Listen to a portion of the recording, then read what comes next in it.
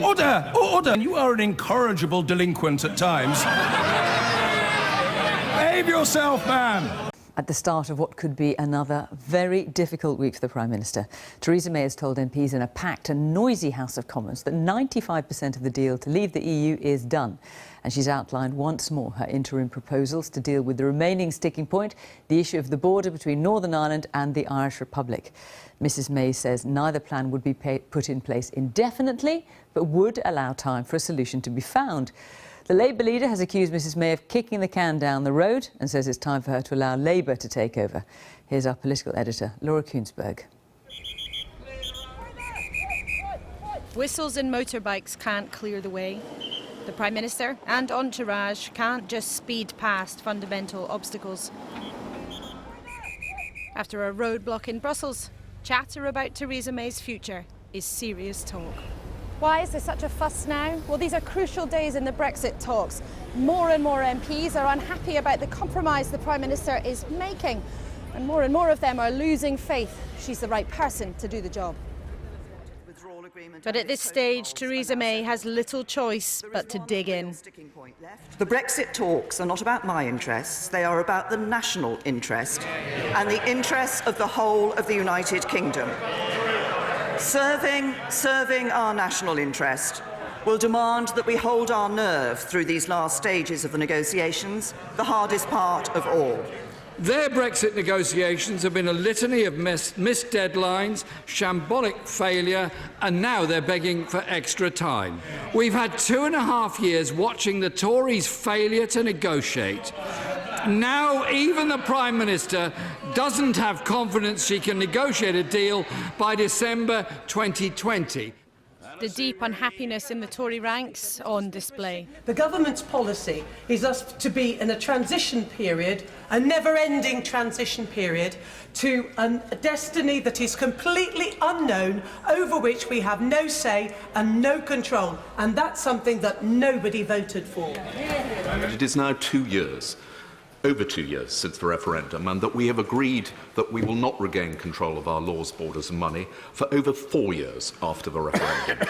Does she understand that for many of them and us, that is already too long? Does the Prime Minister know where we are going? There are hurried conversations about who should be in charge going on. Good morning, I'm listening on. I've got the telephone on. Good morning. Who was he talking to this morning? Secretary of State, would you want the Prime Minister to resign if a hard border couldn't be avoided? One minister told me there just hasn't been leadership from Theresa May. Loyal colleagues are facing those kinds of questions. Brexiteers on a day trip to Brussels insist they're playing nice. Do you give your full support to the Prime Minister? I have always done. An ex-leader, my Prime Minister gets my full support. That's it, full stop. And I said, you're fully behind her. We've got Article 50 passed, we got Withdrawal Act passed, and now what we want to see is this end arrangement. And what we have to do now is to catch a train. The Prime Minister has not much choice but to keep going for now. But focusing on the journey might not avoid an eventual crash. Well, Lord, the Prime Minister is under attack from all sides, not least her own. She's still talking in the House of Commons while we're on air. Is she helping her position at all? Well, she certainly had a tough afternoon in the House of Commons, but not a disastrous one. And if anything, actually, the mood in there has been a little bit more muted than some of the really screaming headlines in the newspapers in the last couple of days. But, you know, trying to get Brexit through is like the Prime Minister walking a tightrope across the Grand Canyon in a hurricane. And what we are seeing is some of our colleagues trying to make it even harder by trying to shake the rope. Privately, there are quite a lot of MPs now that saying that the Prime Minister should go. There are some of them who have been putting in letters to try to trigger a leadership contest. But it does not at this stage feel to me that she's absolutely at the edge of the precipice. Certainly there is deep discontent, a lot of concern, but it does not feel yet, in a very febrile situation, that she is suddenly going to be pushed from office by members of her own party. That said, the compromises that she is having to make over Brexit, inevitable perhaps, but the decisions she is making are certainly putting her in political peril. Laura at Westminster, thank you.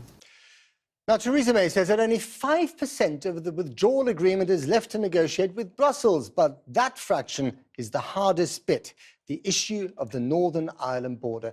But as she spoke to MPs, the Prime Minister knew that many of her harshest critics were not opposite her, but on her own side. The fury that some Conservative MPs feel about her Brexit policy was shown when one of them told a Sunday newspaper that the Prime Minister faced having a knife stuck in her front and twisted. Today, that remark was condemned by all sides. Here's our political editor, Gary Gibbon. There was a photo call with leaders from across Asia to round off last week's EU summit, but the highlight for MPs and ministers following it all back home was the surprise announcement that the Prime Minister was ready to consider an extension to the standstill transition period, during which the UK follows EU rules without any say. It helped to prompt some lurid metaphors from Tory MPs threatening to heat up and twist a knife into the Prime Minister, and saying the Prime Minister should bring her own noose if she comes to speak to backbenchers. That was widely condemned. The Prime Minister, speaking to MPs, asked people to stick with her approach and what she said were the last moments of the negotiations. The Brexit talks are not about my interests, they are about the national interest and the interests of the whole of the United Kingdom. Serving our national interest will demand that we hold our nerve through these last stages of the negotiations, the hardest part of all. The Prime Minister was pleading for patience after a difficult conference call with some cabinet ministers yesterday, in which some of them pushed back against the option of extending the transition. She heard more of that today from backbenchers. My right honourable friend, appreciate the frustration felt by many of my constituents and others, but it is now 2 years, over 2 years since the referendum, and that we have agreed that we will not regain control of our laws, borders and money for over 4 years after the referendum. Does she understand that for many of them and us, that is already too long? Isn't this the truth? The government's policy is us to be in a transition period, a never-ending transition period, to a destiny that is completely unknown, over which we have no say and no control. When the implementation period was announced, it was going to be the implementation of what had been agreed. It now seems to be a period for further negotiation, not being sure of where we're going. Does the Prime Minister know where we are going? Yes, we do. We have set out our plan. We're negotiating on the basis of that plan. There weren't many warm endorsements, and one of them came from a Labour MP, signalling he might ignore any whip to oppose a deal and back Theresa May. The purpose of the negotiations are to keep our country safe, secure and sound. I support her when she does well in Brussels, unlike the people behind her. Go for it and get us a good deal. The Prime Minister. Going for it and getting us a good deal is exactly what I'm working on. In Brussels, a delegation of pro-Brexit supporters presented EU negotiators with an alternative to the Prime Minister's plan, but swore loyalty to her. Do you give your full support to the Prime Minister? I have always done. Next leader, my Prime Minister gets my full support. That's it, full stop. And I said, you're fully behind her. We've got Article 50 passed, we've got Withdrawal Act passed, and now what we want to see is this end arrangement. And what we have to do now is to catch a train. Yeah. But hasn't the EU ruled out all these ideas you presented today? Well, not necessarily, so we'll see. Well, look, we're not going to discuss. Their trip came as rumours swirl that 40-plus Tory MPs have sent letters demanding a vote of no confidence in Theresa May's leadership, close to the number that triggers a ballot. As soon as 48 letters demanding a vote of no confidence are received, the party pretty quickly, within a day or two perhaps, moves to a ballot of Tory MPs. Theresa May's supporters say she'll just need 50% of the MPs plus 158 MPs supporting her to stay in the job. But her critics are trying to establish a higher threshold. They say if she's got 100 MPs objecting to her, she must go. In that case, she'd need well over 200 MPs supporting her. Yes, there are a few colleagues who've lost their nerve and have started to panic. And their way of panicking is to start sort of just slagging off the leader and saying, oh, if we had somebody else, it would all be fine. Actually, what's needed is cool heads, calm down and actually concentrate on the job for which we were elected. Do you see a lot of that when you're in the building behind you? Cool heads, calmness? Well, decreasing proportion of cool heads.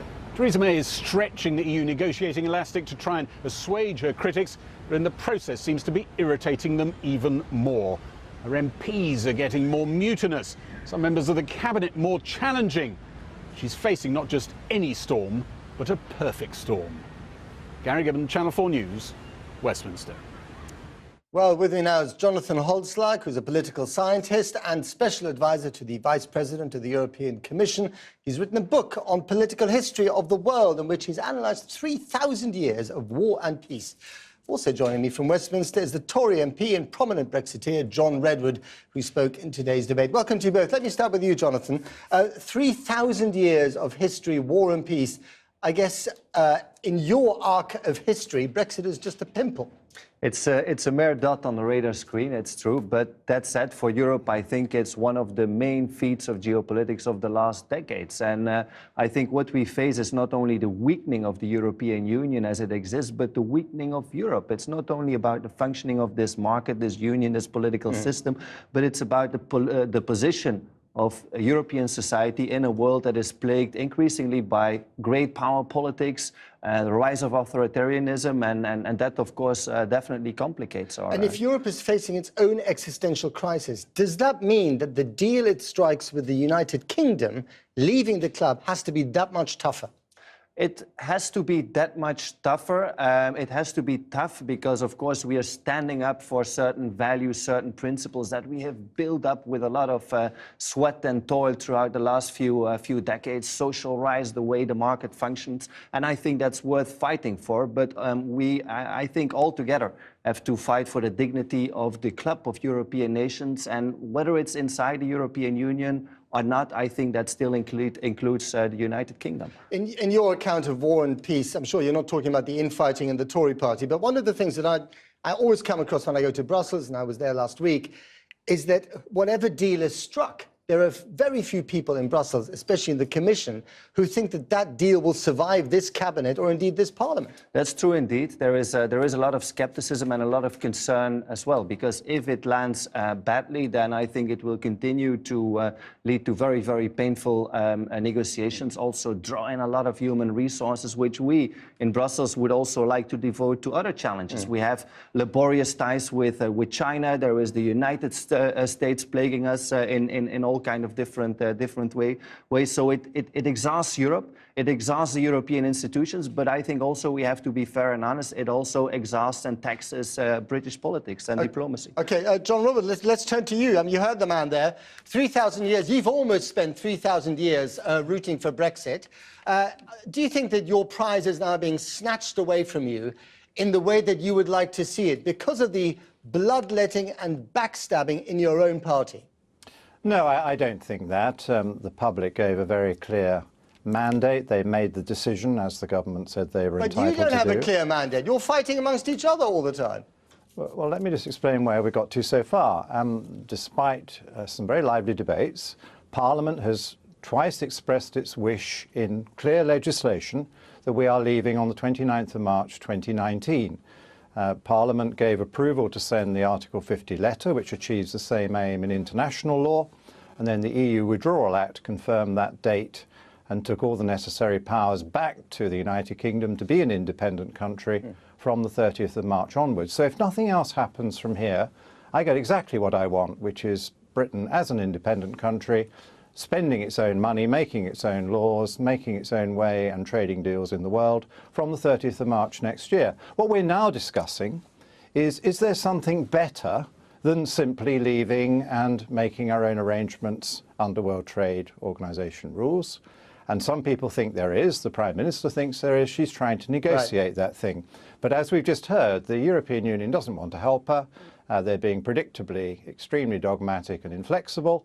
And the more dogmatic and inflexible they are, the more likely it is that they will get the opposite of what they want, because the UK will just leave without having an agreement. OK, well, let's put that to Jonathan Holzlack. Dogmatic, inflexible. You have effectively made an example of Britain and pushed them into a corner where you get people like John Redwood basically saying, a no deal is better than a bad deal? I wouldn't be that surprised at all. This is the essence of negotiations. We have different interests. The people of this country have made a choice, and now we have to see how it can balance out in terms of the agenda. But have you been too tough? Has the European Union been too tough on Britain? Well, first of all, it's been... You had a democratic choice. It's a democratic choice, which has been respected by the European leadership right from the beginning, but it's also been the choice of the people of this country to leave. And then, of course, how it unfolds and how we get along, for instance, in terms of economic arrangements, settlements with regard to environmental, social standards, has to be negotiated. That negotiations are tough. I think that's the essence of diplomacy and politics, no? John Redwood, is there a problem that actually Theresa May's biggest mistake is that she boxed herself into a corner on the Northern Ireland issue right at the beginning and allowed the European Union to define that for her? Well, I think that was a mistake, and I and my colleagues of like minds made that point very clear. We gave a different advice. We still think there is no border issue, and what the UK has to do is set out what its common borders are going to look like all around the UK with everyone.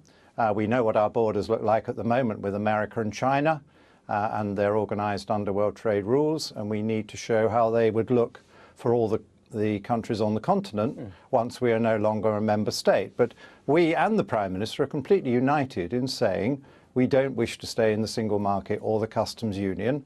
Both sides in the referendum campaign made it clear to the British people that we would be leaving both. One side thought that was a pity, the other side thought that was good news. And that is what we need to do, and the sooner the better. Okay, the British public are now saying they're fed up with all this. They just want to get out. They want to get on with it. We're all fed up with some of it. Let's do a final question to you, Jonathan Holslag. So, I mean, there's so many existential issues in the European Union at the moment. Do you think that in 5 years or 10 years' time, we will have the kind of union that we have now? Well, the centre of European politics has been hollowed out. Personally, I'm very cautious, even skeptical. There are undercurrents in Europe that I find are frightening. There is the political fragmenting, there is the economic weakening, and there is the fact that despite being confronted with great power politics, Russia, China, Turkey, Saudi Arabia, we are not that much able to clench a fist. And this is really worrying, certainly if you got yourself through 3,000 years of world politics. Okay, thanks very much. Jonathan Holslag, Jonathan Redwood, thanks very much indeed.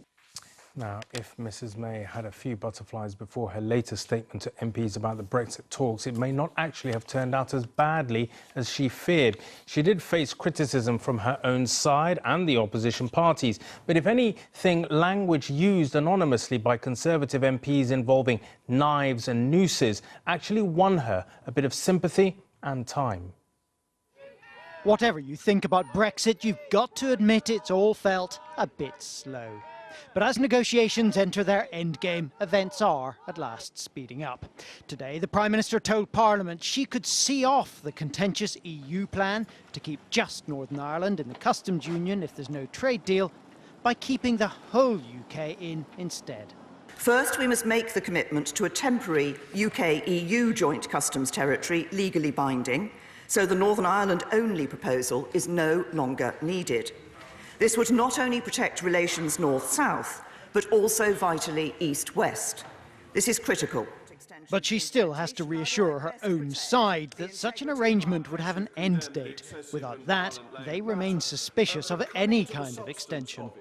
When the implementation period was announced, it was going to be the implementation of what had been agreed. It now seems to be a period for further negotiation, not being sure of where we're going. Does the Prime Minister know where we are going? Does my right honourable friend appreciate the frustration felt by many of my constituents and others? But it is now 2 years, over 2 years since the referendum, and that we have agreed that we will not regain control of our laws, borders and money for over 4 years after the referendum. Does she understand that for many of them and us, that is already too long? And Labour don't like it either. 5 years on from the referendum, we could still be paying into the EU with no MEPs, no seat at the Council of Ministers, no commissioners and no say for this country. Instead of taking back control, they're giving away our say and paying for the privilege. What an utter shambles. But some rather nasty newspaper quotes from anonymous MPs may have unintentionally helped Mrs May. One Conservative MP told a newspaper the moment is coming when the knife gets heated, stuck in her front and twisted. She'll be dead soon. Another suggested that were she to attend a meeting of backbench Tories later this week, she should bring her own noose. Even Mrs May's critics say that's too much. I stand with her completely against the violent, dehumanising and frankly misogynistic language that we have seen, that I hope the whole House will condemn because it demeans every single one of us. The language we've heard, and nobody yet seems to know who it was, I'm sure some people do, who it was that said it, it's just utterly unacceptable. It's vicious, it's aggressive, it's bullying. That outrage has slowed down the attacks on the Prime Minister, but many Tories remain deeply unhappy with her approach and want to put a stop to it, with or without Mrs May. Well, Carl is in Downing Street tonight. Carl, Theresa May got through the Commons statement relatively unscathed, but how far does the rest of her week shape up? Well, she's got Cabinet here tomorrow. She's got that meeting of Tory backbenchers on Wednesday, both potentially flashpoints, but as you say, so was today, and she got through it all right. The backdrop to all this is that there is intense speculation in Westminster that the 48 letters of no confidence that would be needed from MPs to trigger a vote of no confidence are nearly all there. Now, that is speculation. There are pockets of anger within the Conservative Party, growing pockets in different parts of the Conservative Party, and they may add up to those letters all arriving with the chairman of the 1922 committee. One source even suggested, well, it could happen as early as this week. But I don't detect any concerted effort to try and remove Mrs May. This isn't an organised thing. And if she was to face a vote of no confidence, therefore, I think there's a very good chance that she might actually win it. If that happens, she can't be challenged under Tory party rules for another year, and the Brexiters have lost their biggest point of leverage, which is why many of those who hate her proposals from Chequers for her EU negotiating position, people like Jacob Rees-Mogg, are suggesting that colleagues don't put in letters, and she may be able to stay living above the shop here a little while longer. All right, Carl, thank you very much indeed. Theresa May tried to rally the Commons today to her mantra that 95% of Brexit withdrawal deal was done, consigning the Irish border issue, therefore, to just 5%. But will it wash with her party, who are increasingly frustrated by her? Today, high-profile Brexiteers, the former Cabinet Ministers Ian Duncan-Smith and Owen Paterson, held sidebar discussions with the chief Brexit negotiator Michel Barnier on a Brexit plan of their own, all the while promising that they fully support the Prime Minister. Is the anti-May noise just more of the kind of posturing we've heard for the last few months, or has something changed? Here's our political editor, Nick Watt. Under lock and key in a darkened corner, the letters are piling up. Perhaps too fast for number 10, though not fast enough for Theresa May's critics. If the chairman of the 1922 committee receives 48 letters, a confidence vote in the Prime Minister would be triggered. And to win that, she needs the support of at least 158 MPs. Today, the Prime Minister spoke in more personal terms about Brexit, after she appeared to unite Remainers and Leavers in despair over her handling of last week's EU summit. The Brexit talks are not about my interests, they are about the national interest and the interests of the whole of the United Kingdom. Serving our national interest will demand that we hold our nerve through these last stages of the negotiations, the hardest part of all. Theresa May has survived so far for the simple reason that until now, her internal critics have lacked the numbers to move against her. But the mood is shifting. In the words of one old ally, the Prime Minister has lost her grip of the Brexit negotiations. A Brexiteer agrees. We're hearing things that are unpalatable to Brexiteers. Number one, why are we talking about staying in the customs union? Why are we talking about extending the transition period? It's 2 years on from negotiations now. It just feels like these negotiations are running away with us and we are being an order taker by the EU. It's the time we took control. The Prime Minister needs to go and we need to replace her with a Brexiteer who believes in Brexit and who will deliver for the British people. Downing Street has been helped by divisions over potential successors. But now the waning of Boris Johnson's star could be working against the Prime Minister as the Stop Boris campaign eases and David Davis enters the fray. But Theresa May loyalists insist that even if the 48 letters arrive, the Prime Minister will be safe. The only person who knows that, whether there are 48 letters, is the chairman of the 22, Graham Brady. But, you know, people talk as if the letters were everything. I mean, lot the letters do is presage a confidence vote. And I can guarantee you, the were there to be a confidence vote, the Prime Minister would win it and win it well. Until now, the Prime Minister has used up more lives than Larry the Downing Street cat. This afternoon, she set out a point-by-point framework on Brexit, potentially buying herself some more time. And her internal critics used some gruesome language which rebounded on them. No, I think she was giving flesh and blood and bones to the concept of what she has in mind. And I think that people are absolutely prepared for an understanding of the fact that this is not going to happen overnight, and that she has got a proper plan. And despite the sort of criticism that comes at her from every quarter of everywhere, I think she weathered the storm really well. And I'm always saying that. I mean, I think, you know, the idea that you see the Sunday press this week, you have to wonder what planet you're living on. And the kind of weaponizing of the political news and the way they do it is absolutely absurd. Hidden away in a secure place lurks Westminster's greatest secret. Until the magic number of 48 letters is reached, the outcome will remain a mystery. Nick Watt. Well, with me now, Amber Rudd, Home Secretary until April this year. Thank you very much for joining us tonight. First of all, you know, the Prime Minister's insistence that 95% of the deal is done, when everybody knows that the remaining 5% is the most intractable of all. Why persist in this fiction? Well, it's not a fiction. I mean, the fact that the last 5% is a struggle is always going to be the case with whatever the last 5% is. And I think if you'd asked people 2 years ago, or even 3 years ago, what they thought the last 5% would be, they might not have realised it was this. But here we are. It is the most significant element of trying to get a deal that the EU will accept and that works for us, and it's yet to be resolved. You know, nothing's fixed till everything's fixed. That's the problem. We are no further forward. No, I don't think that's true. I mean, the fact that we are so far forward on most things, but that doesn't... I'm not trying to underestimate the importance of getting this one right, and it is dividing people. But what is connecting both Remainers and Brexiteers is this idea that, you know, we have this not an end game to a transition process, that we might have extra time. Do you believe extra time is a good idea? Listen, it's a negotiation, and I think that the fact that everybody has to compromise and move for the final 5% away from their most desired place is not a surprise, and I think we have to be flexible on it. So you actually would support extending the transition phase? Listen, the Prime Minister's kept it open as a possibility.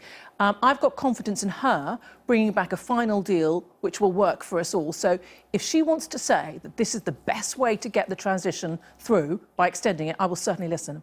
You'll listen, but a month ago you said that a no deal was unlikely. A month on, do you think a no deal is more likely? I still think a no deal will be stopped by the House of Commons. So although the legislative time frame pushes us towards a no deal at the end of March, there are different ways of stopping it that I think will take place. Like what? Well, there are many different ways of stopping it. Well, you could have... Labour support? I certainly think that the majority in the House of Commons, which, yes, includes other parties, would assert itself to stop a no deal. Now, you have now come out quite firmly for a people's vote for a second referendum. Under what circumstances? No. Well, what I've said is that I support the Prime Minister's deal, and the best outcome we can get is for her to bring back a negotiated settlement. If for any reason that is voted down, or if we can't get the agreement that she wants to with the EU, I think that Plan B should be going to an EA-type structure, because I think we'll need something swift, off the shelf and effective. So wait a minute, you're talking about a Norway structure, in which case we still have to accept the 4 freedoms. In which case, the 4 freedoms are different, Kirsty. I mean, the freedom that I know that people are most concerned about, if we did have to go the EEA route, is the freedom of movement. Which would have to stay. Which is fundamentally different to the the EU citizenship that we currently have. It's much more emphasis on freedom of work. But I agree with you. It is not the total independence. It is not the total independence. which will never, ever be worn by the hard Brexiteers. Never. It is leaving the EU. It's no point saying it's not leaving the EU, it is. But I come back to the fact that my preferred route is to support the Prime Minister, and what she always said was going to be a bespoke settlement if we can get it. So under what circumstances now then, clearly, will you support the idea, or would you support the idea of a second referendum? Under what circumstances? Only if Parliament fails to resolve the issue of leaving the EU. The fact is, if the Prime Minister's deal is voted down, there will then be a series of choices. And it could be that there isn't a majority in the House, either for her deal or for an EEA. Then what happens? Do we have a people's vote? Do we have a general election? Who knows? But you would have a people's vote. Would you have a people's vote on remaining or leaving the EU? A binary choice? I think we'd have to talk to the Electoral Commission about it. I'm sure there are plenty of those conversations going on. But if you did have a people's vote, I think that you'd have to have Remain on the ballot paper as well. But let me be clear, it's not my favoured outcome. I want the Prime Minister to bring back a bespoke deal. What about a general election? You mentioned it. It is, of course, what Jeremy Corbyn wants. It may indeed happen. It would be a total failure of the House of Commons if we can't reach a majority and deliver on the referendum. And that would be, I think, the very worst outcome. Because when I talk to chief executives of businesses, you know, they're adjusting to the outcome of the referendum. What they would really hate is a Corbyn government. So we're in a situation now where, as Nick Watts said, there are definitely envelopes in that box calling for a vote of no confidence. There are definitely envelopes there. We just don't know how many, but you know they say increasing, but we're not near 48. If there was to be a leadership election, would that be a good thing for the Conservative Party or a bad thing? I think it's a huge mistake.